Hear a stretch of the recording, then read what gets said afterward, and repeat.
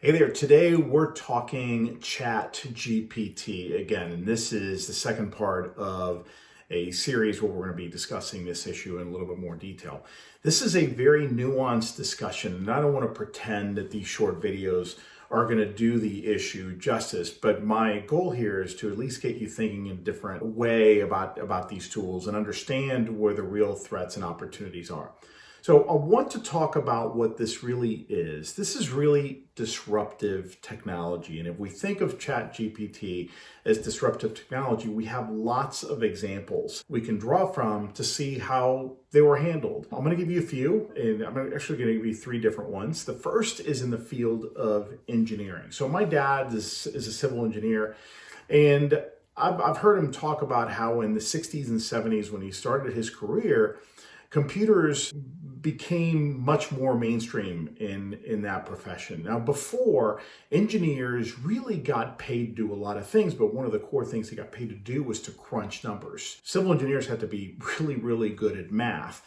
And once computers came in, especially with the advent of the PC in the 1980s, suddenly it wasn't about their ability to do math. They could use spreadsheets. They could use all kinds of software that enabled them to do things that maybe 30 years before had to be done with very rudimentary tools. So you might think, well, if that's the case, then did it destroy the industry, did it destroy the profession? Did machines take over? And we know the answer. The answer is no. Another great example is statisticians and data scientists. So statisticians, especially in organizations such as insurance companies, their value, they got paid to do hardcore math, to look at actuarial tables, make calculations, and make predictions. Again, software comes in.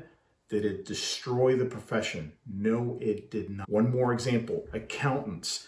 So accountants, especially with tax preparation, what was their value for a long time? Their ability to understand the tax code and to crank out tax returns left and right. Software comes in, outsourcing comes in, offshoring, a lot of this work comes in. Did that destroy the demand for accountants? It has not. In those three professions, we've actually seen a very rapid increase of demand. And in fact, today, there are many examples of a massive shortage of engineers, which has been the case for many years. This is not since COVID. This has been happening for a long time.